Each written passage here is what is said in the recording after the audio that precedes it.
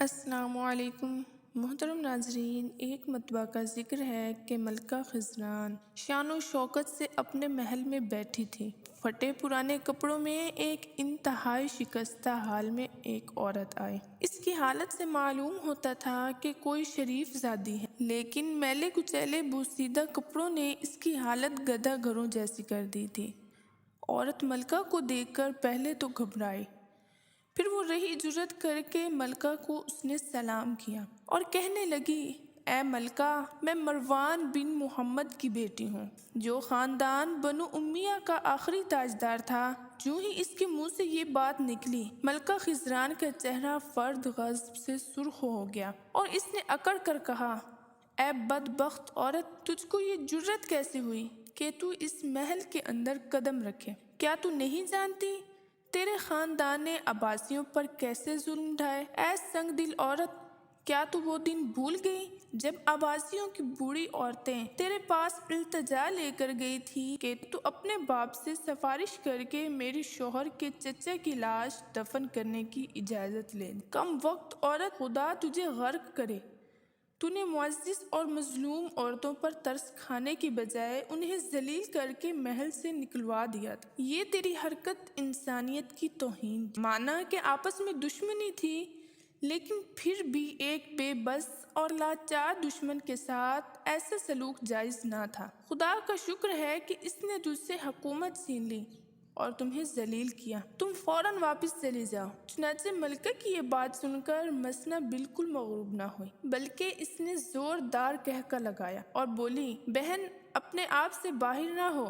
جو کچھ میں نے کیا، خدا سے اس کی سزا پا لی ہے۔ اسی نے ہی تو مجھے تیرے سامنے لا کر کھڑا کر دیا ہے۔ کیا تمہیں معلوم نہیں میں کسی وقت آپ سے زیادہ شوق پرست اور مغرور تھی؟ دولت میرے گھر کی غلام تھی، مجھے اپنے حسن پر ناز تھا، مجھ کو تکبر اور اکڑ نے اندھا کر دیا تھا۔ ملکہ، کیا تم نے نہ دیکھا کہ جلد ہی زمانے نے اپنے ورق الٹا دیے؟ خدا نے تمام نعمتیں اپنی مجھ سے چھین لی ہیں اور اب میں ایک فقیر سے بھی بدتر ہوں۔ تم کیا چاہتی ہو کہ تمہارے ساتھ بھی یہی کچھ ہو؟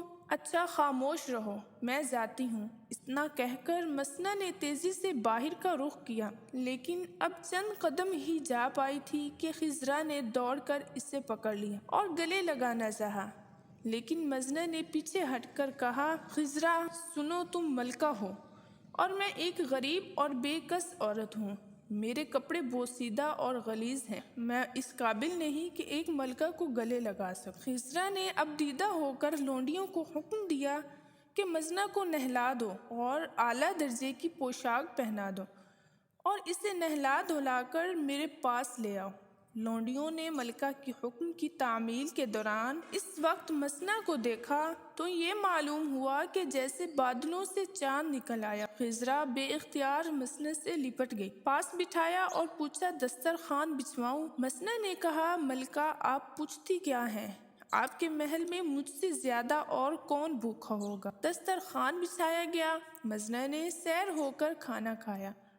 تو ملکہ نے پوچھا، آج کل تمہارا سرپرست کون ہے؟ اس نے کہا، میرا کوئی سرپرست نہیں ہے، میں در در کی ٹھوکریں کھا رہی ہوں۔ تو خزرہ نے کہا، آج سے تم میری بہن ہو، میرے بہت سے محلات ہیں، تم ان میں سے ایک محل پسند کر لو اور یہیں رہو، جب تک میں جیتی ہوں تمہارے ہر ضروریات پوری کروں گی۔ چنانچہ مسنہ نے ایک عالی شان محل پسند کیا اور خزرہ نے ان میں تمام زندگی کی ضروریات دی اور لونڈیاں مقرر کر دی، ساتھ ہی 5 لاکھ درہم نقد بھی اس کے حوالے کر دیے کہ جس طرح جی چاہے تم خرچ کر لو۔ شام کو خلیفہ مہدی واپس آیا اور دن بھر کے حالات پوچھنے لگا تو ملکہ خزران نے آج کا واقعہ تفصیل سے سنانا شروع کر دیا۔ جب اس نے بتایا کہ مسنہ کو اس طرح پناہ میں رکھا تو خلیفہ فرد غضب سے بے تاب ہو گیا۔ اس نے ملکہ کی بات کاٹ کر کہا، خزران، تم پر ہزار افسوس جو خدا نے تمہیں نعمت عطا کی ہے، تم نے ان کا شکریہ ادا کرنے کا ایک پشیبہ موقع ہاتھ سے کھو دیا ہے۔ تمہاری یہ حرکت ایک ملکہ کی شایان شوکت نہیں تھی۔ چنانچہ خزرہ نے کہا،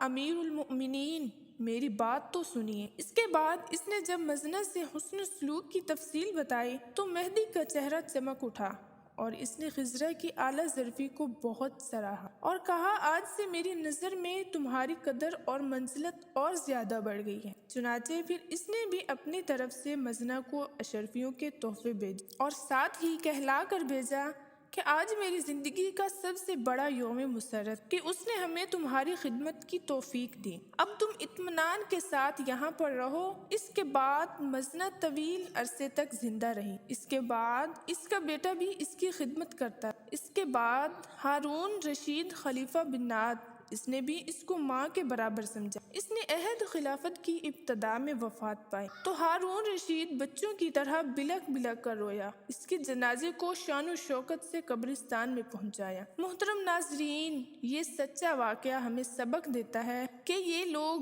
جتنا آپ کے ساتھ برا کریں، جتنا لوگ آپ کے ساتھ دشمنی کریں، جتنا لوگ آپ کو نقصان پہنچائیں، آپ اپنا ظرف بلند کریں اور لوگوں کو معاف کرنا سیکھیں، لوگوں کی غلطیوں کو درگزر کرنا سیکھیں، لوگوں پر احسان کرنا سیکھیں، لوگوں کے ساتھ انصاف کرنا سیکھیں، لوگوں پر رحم کریں۔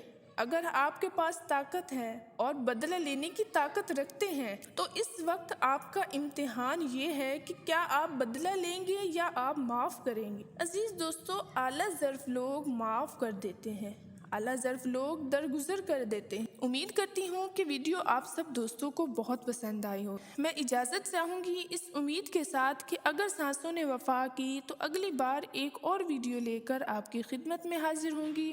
تب تک کے لیے خدا حافظ۔ اللہ پاک آپ سب کا حافظ و نگہبان۔